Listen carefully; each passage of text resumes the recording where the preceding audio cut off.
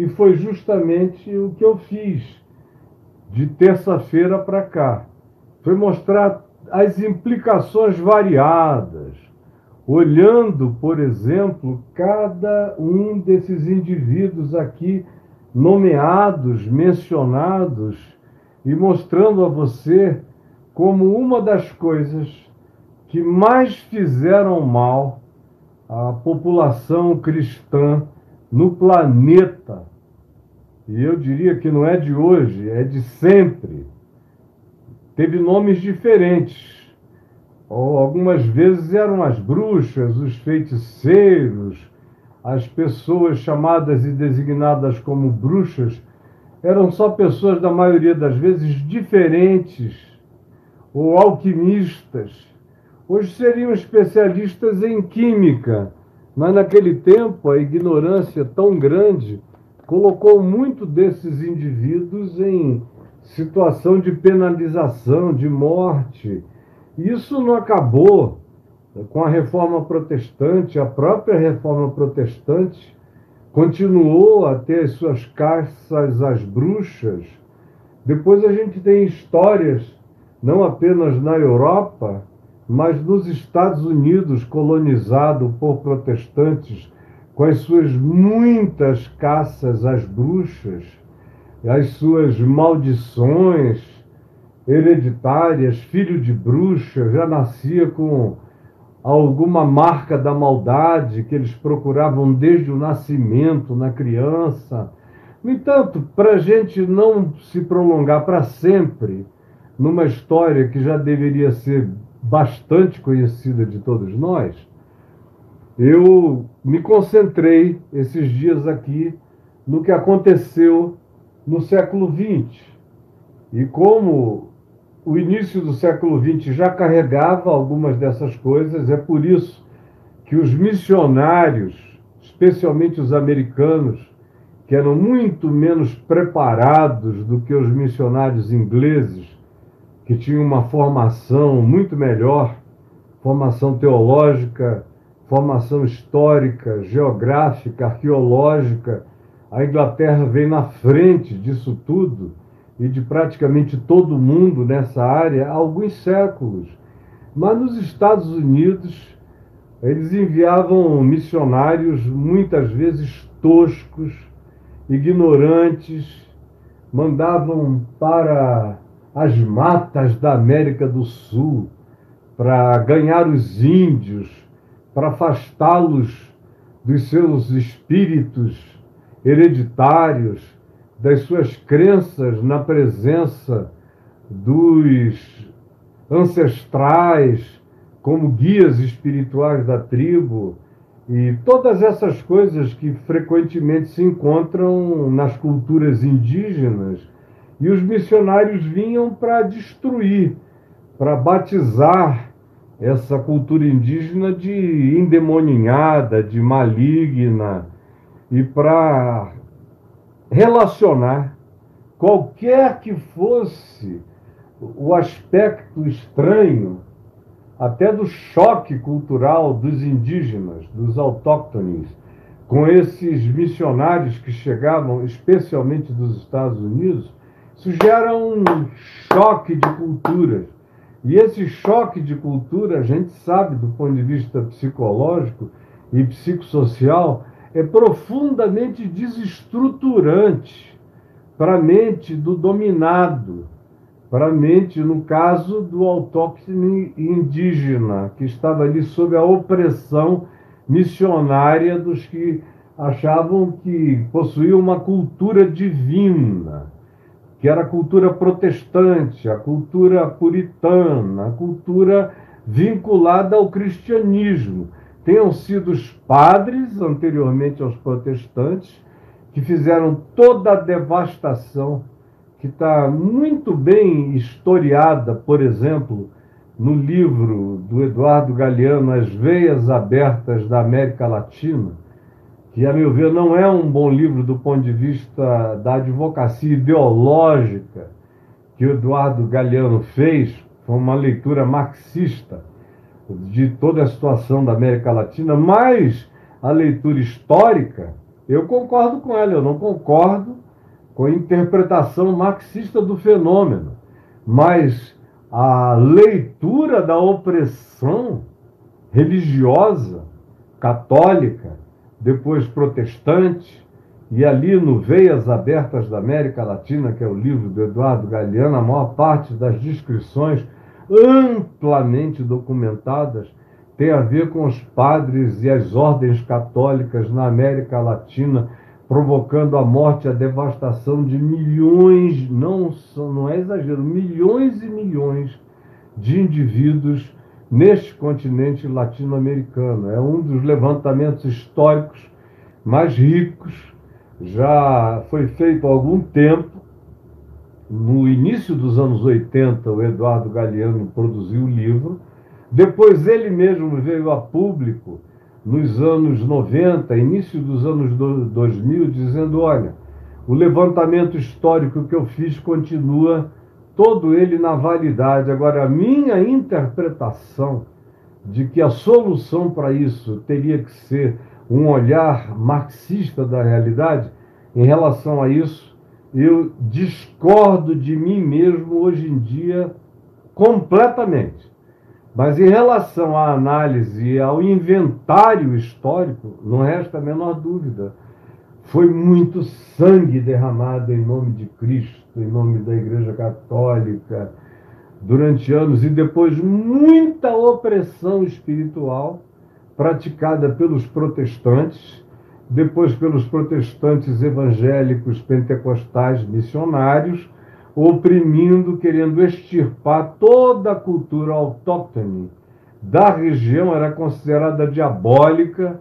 A única cultura santa era a cultura produzida pela igreja evangélica ou protestante nos Estados Unidos da América, especialmente, ou a cultura herdada do chamado Destino Manifesto, que era a ideologia que a igreja protestante americana praticava e achava que era seu dever impor isso sobre todo mundo. Eles estavam aqui para ser o Israel que daria certo. E eles começaram com isso muito antes de Israel ter voltado para a Palestina, para a antiga terra de Israel.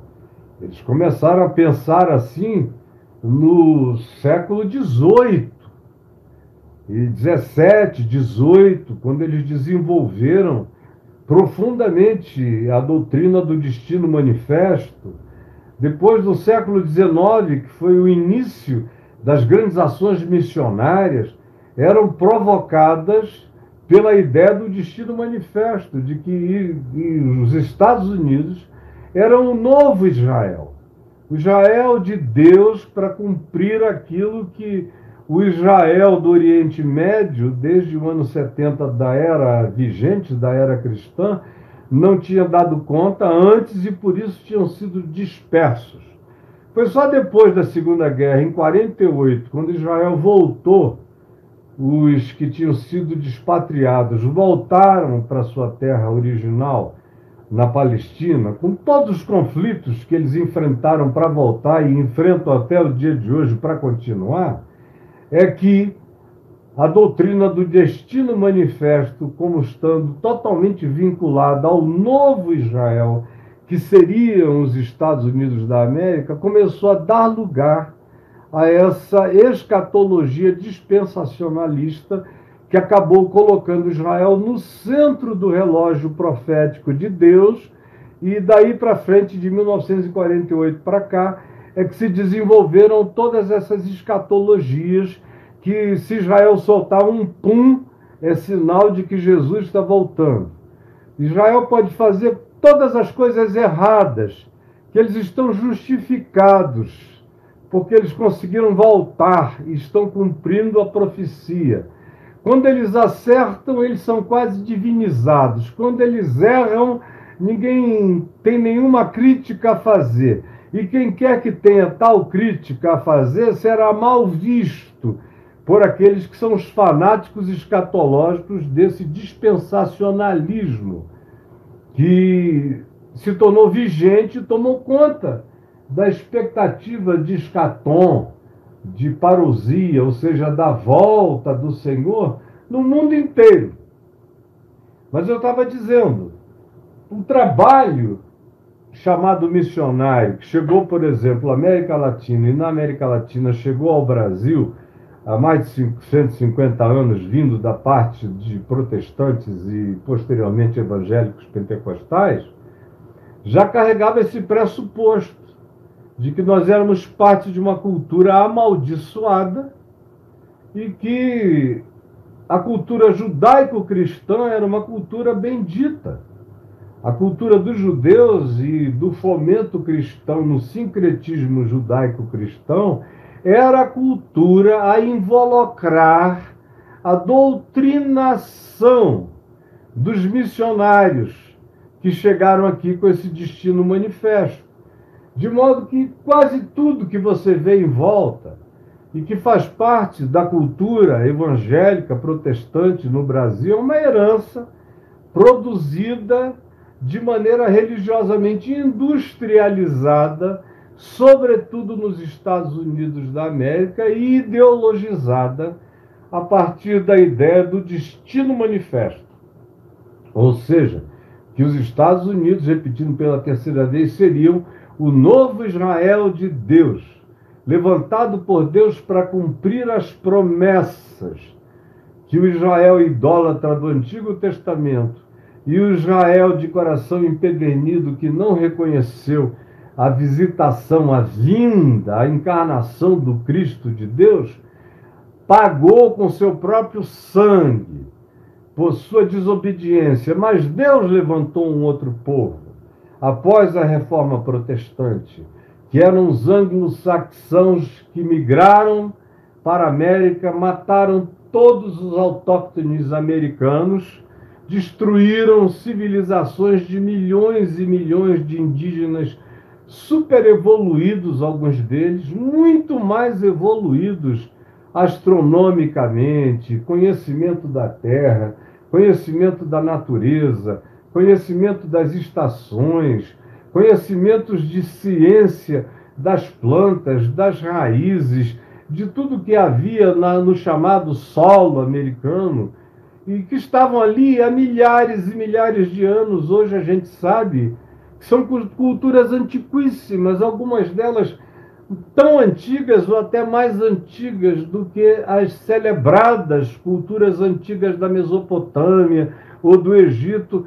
Hoje a arqueologia descobre nos Estados Unidos povos de uma antiguidade extraordinária, praticamente inconcebível, mas tudo isso foi eliminado em nome de Jesus, em nome do Cristo, que procede dessa genealogia sobre a qual eu venho falando desde segunda-feira, de gente cuja história é infinitamente inferior à grandeza de alma, de sensibilidade espiritual, de harmonia com a criação, de sensibilidade relacional daqueles povos originais, por exemplo, da América do Norte, que foram praticamente todos eles extintos, povos muito superiores aos cristãos toscos,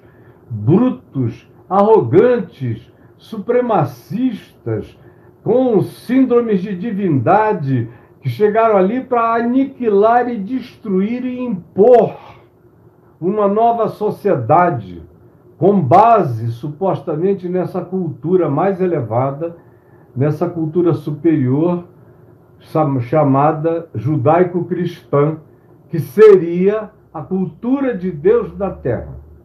Todos os outros povos, as suas culturas, são todas demoníacas, malignas, estranhas.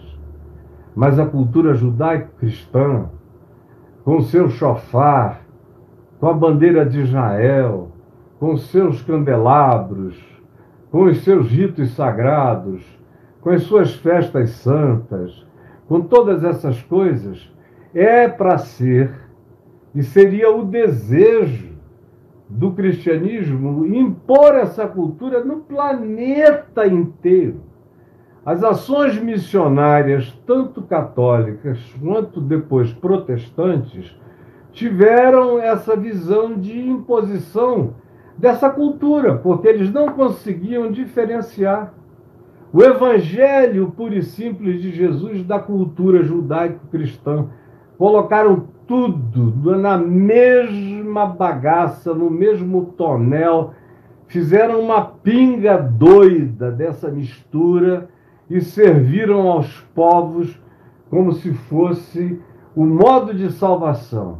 Não apenas crer em Cristo Jesus, mas tinha que crer em Cristo dentro dos parâmetros da cultura judaico-cristã. Foi o que se impôs. Apesar dessa genealogia, com gente de fora, de outros povos, que não tinham absolutamente nada a ver com a descendência semítica de Abraão, gente diferente, gente como Raabe, gente como Ruth, a Moabita, gente de povos distintos e diferentes, que entraram e fazem parte dessa genealogia. Não tem só judeus aqui, sem falar no fato de que há estudos muito sérios e antigos. Eu, pelo menos, o primeiro livro que eu li a esse respeito foi há uns 40 anos passados, um livro academicamente impecável, e que eu comprei nos Estados Unidos e li com muita dedicação, porque me interessou muito a história, que mostrava que, eventualmente, a progenitora de Davi era uma cananeia, como eu falei aqui na segunda-feira. Eventualmente, existem evidências de que ela poderia, e quem sabe tenha sido mesmo, uma mulher de Canaã, uma cananeia. Daí, Davi ser tão diferente de alguns dos seus contemporâneos, a ponto de que se ressalta o fato da sua louridão, da sua ruivice, de como ele era uma figura que na multidão se destacava não pelo tamanho, não era alto, ao contrário, ele era mediano de altura, mas tinha uma fisionomia muito diferente, um cabelo ruivo, que não se encontrava em abundância nem para todo lado. E os estudiosos que se dedicaram a essas pesquisas com minuciosidade chegavam, muitos deles, à conclusão de que Davi tinha um pai da genealogia judaica, Jessé, e que foi um indivíduo que segue essa genealogia, embora no próprio sangue de Jessé você tenha a proximidade de Raabe, a prostituta de Jericó, você tem a proximidade de Ruth, a Moabita. Eram pessoas próximas, tataravós, bisavó, avó, aí a mãe de Davi, cananeia, eventualmente. E para bagunçar do ponto de vista genético completamente essa genealogia, ela é uma genealogia histórica, mas ela não é uma genealogia genética. A genética tem as suas muitas variações dentro do escopo desse corpo de história aqui narrado.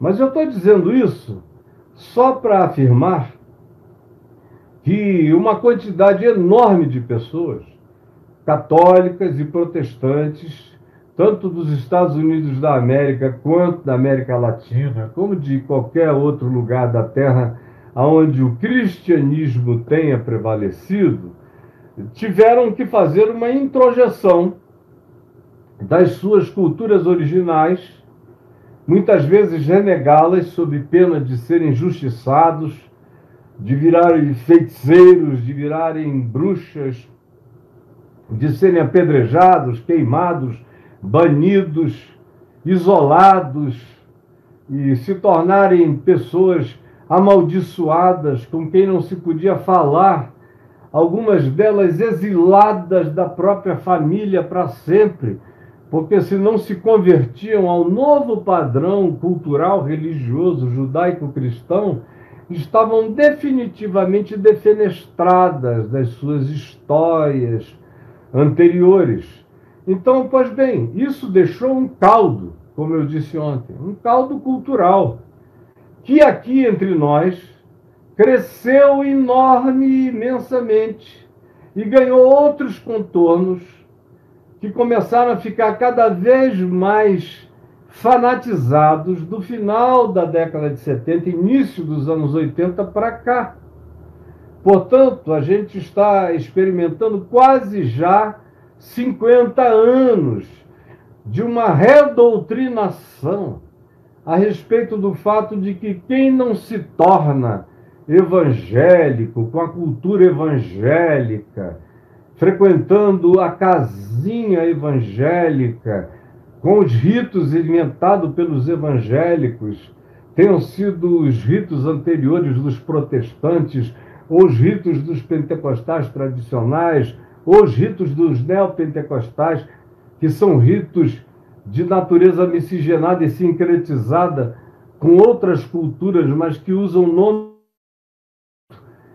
Esses ritos são usados para levantar dinheiro, para explorar a superstição dentro do coração dos povos, mas o nome de Jesus acoberta a exploração latente e patente que está presente nisso tudo.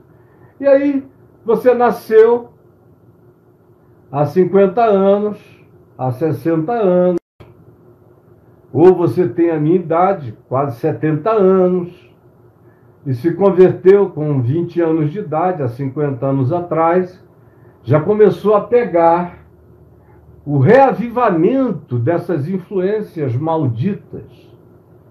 E se a pessoa tivesse algum pé em algum lugar, se tivesse uma mãe que fosse uma pessoa de terreiro, ou de cultura religiosa africana, ou afro-ameríndia, ou fosse negra, ou se vestisse de baiana, ou fizesse comida baiana, como acarajé, por exemplo, que parece que é uma comida amaldiçoada.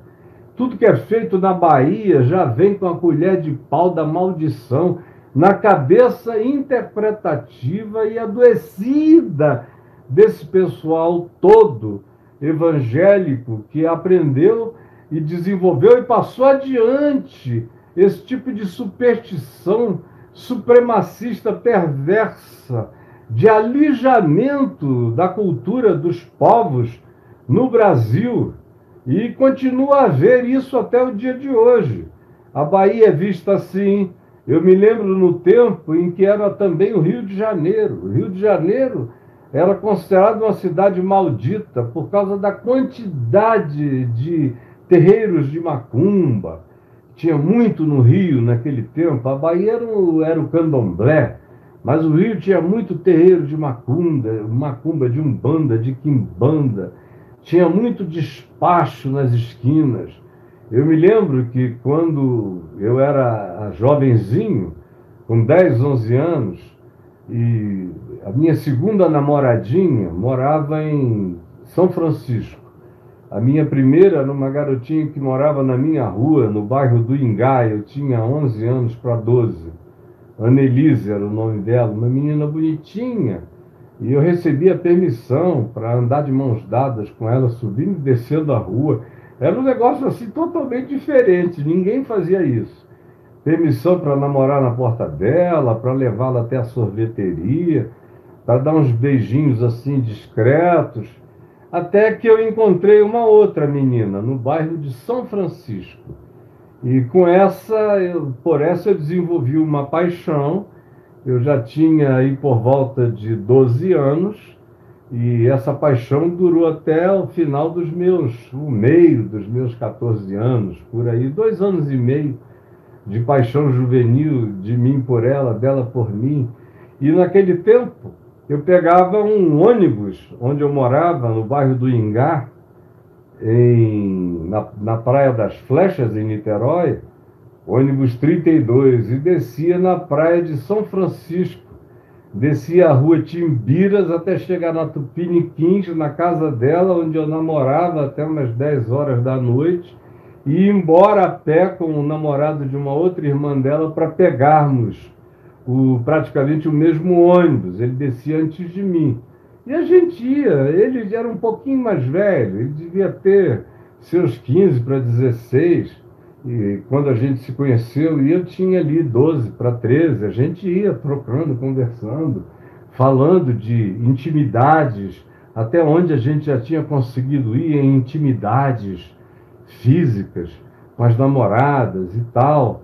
E eu me lembro que ele, esse rapaz, tanto quanto a maioria dos meus amigos, às vezes eles tinham a disposição de atravessar, fazer uma volta numa quadra inteira para evitarem um despacho na esquina.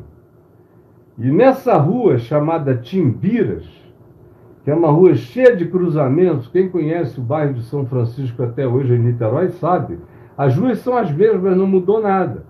Quase que em toda esquina, às vezes de um lado e de outro da esquina, e a rua não era larga, e nem é, tinha um despacho de um lado e um despacho de outro. Aí o cara amedrontado, às 10h30, 11 horas da noite, naquele tempo isso já era tarde, tinha gente que fazia a volta no quarteirão para não passar por aquele lugar, porque tinha medo apavorante, especialmente os crentes também. O crente morria de medo disso. Eu é que era filho do meu pai, que se converteu quando eu tinha 12 anos, e aí papai tinha outra atitude. Papai não tinha medo de nada, ele achava no máximo que aquilo era fruto de uma superstição, mas que não era para a gente temer coisa nenhuma, jamais. Eu cresci com essa educação que me foi passada pelo meu pai, mesmo antes de eu me converter. Mas o que havia de preconceito, era uma coisa extraordinária. E não era só um preconceito daquele tipo que levanta o nariz, era ódio, era hostilidade, era malignidade mesmo. Se uma dona de casa descobrisse que a empregada doméstica dela, a cozinheira dela, frequentava um lugar de macumba, ou de quimbanda, umbanda ou candomblé, fosse o que fosse, dava conta. Porque não queria que aquela pessoa fizesse a comida dela para não amaldiçoar a comida dela. Esse é o nível de loucura, de paranoia dos crentes a vida inteira. Aí a gente chega aqui, no fim dos anos 80, fim dos anos 70, início dos anos 80, e quando chega por 84, mais ou menos, aterriza de vez essa história de maldição hereditária no Brasil. Como eu já disse, na mesma esteira de teologia da prosperidade, confissão positiva, maldição hereditária, esse negócio do cai-cai, das loucuras todas que tomaram conta do neopentecostalismo, influenciaram o pentecostalismo e depois todas as denominações, até as históricas. Isso cresceu nesse período, do meio dos anos 80 para cá, e ficou avassalador nos anos 90.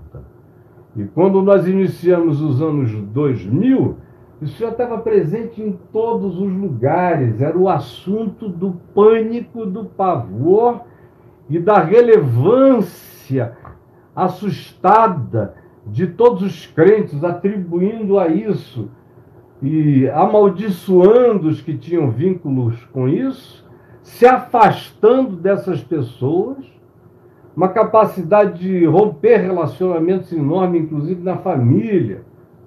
Um primo, uma prima, uma pessoa que tivesse esses antecedentes religiosos era frequentemente objeto de ruptura, de corte, de separação. Ou o cara se convertia, eu já nem entrava na casa, não era mais chamado para nada, porque ele era contagioso, ele fazia mal. Vocês sabem exatamente do que eu estou falando. Até que isso se transformou nessa intolerância religiosa que a gente vê presente hoje em todos os grupos, em todas as igrejas. E quem melhorou foi a Igreja Católica. Mas a igreja que decorre do protestantismo, com todas as variações e as camadas de acréscimo denominacionais desses últimos 500 anos, só piorou, só se tornou mais hostil, só se tornou mais supremacista, só se tornou completa e profundamente mais repugnante em relação ao modo como veem e tratam o próximo, nessa atitude que hoje em dia é criminosa. É intolerância, é discriminação, que cada vez será mais tratada sob os auspícios da legislação. Porque a discriminatória é uma intolerância intolerável, que não dá para aceitar. Intolerância não pode ser tolerada. A tolerância à intolerância sacramenta a intolerância como direito adquirido, e ninguém tem direito adquirido a ser intolerante em nenhuma sociedade democrática. Ninguém. Você pode concordar, discordar, isso é outra coisa, é foro íntimo. Agora, transformar isso em discurso, em pregação, em púlpito, em amaldiçoamento na televisão, como acontece, é porque esse é um país ainda muito frouxo. Mas no dia em que o que a Constituição estabelece entrar em vigência como acordo relacional na nossa sociedade para valer e com seriedade, vocês vão ver que uma quantidade enorme de intolerantes e que são massacrantes em relação aos cultos diferentes de outros grupos humanos, teriam que ir para a cadeia, porque eles já praticam isso com violência e brutalidade desmedida em vários lugares do país. E muita gente aqui comigo, hoje, foi educada assim, cresceu assim, a cabeça é assim. Por exemplo, o que eu falei sobre essa genealogia de Jesus, para algumas pessoas mais antigas, que já me viram pregar nesse texto inúmeras vezes, já me viram falar desse tema, a partir dessa genealogia, mostrando a pateticidade dos argumentos da nossa discriminação, da nossa intolerância, e como em Cristo Jesus tem lugar para todo mundo, coube todo mundo, coube quem não cabia.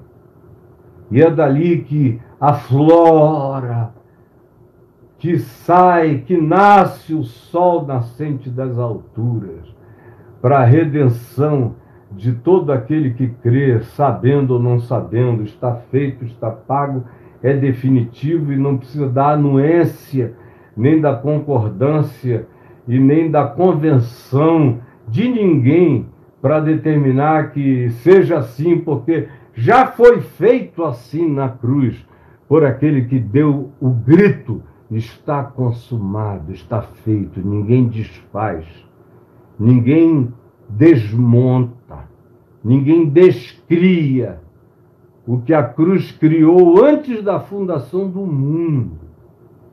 Quando o Cordeiro Eterno, que é uma arquetipia para declarar a graça da qual nasceu a criação, e a história da cruz em Jesus, que é a sinalização histórico-arquetípica desse fato, de que em Cristo Jesus a graça prevalece sobre o pecado, que a misericórdia triunfa sobre o juízo, e que onde abundou o pecado, superabundou a graça. E tudo mais que em Jesus se fez realidade. No entanto, o óbvio não é aceito. O óbvio é heresia para a maioria das pessoas educadas nessa cultura discriminatória, perversa, supremacista e maligna, cheia de acepção de pessoas. contra o Deus acerca do qual se diz no Velho e no Novo Testamento que nunca fez, não fará, não faz acepção de pessoas, de ninguém. Contra isso tudo, todavia, se levanta esse povo que, numa arrogância satânica, diabólica, luciferiana, de superioridade, se acha maior do que os outros povos e não crê em Jesus. Crê sim na cultura judaico-cristã e crê especialmente na cultura denominacional, e acham que aqueles que praticam essa cultura de galpãozinho de Deus são os salvos, os únicos para os quais os anjos têm olhos, Deus tem coração e Jesus tem salvação, os únicos. Vocês vejam o nível do reducionismo perverso, pagão e horroroso.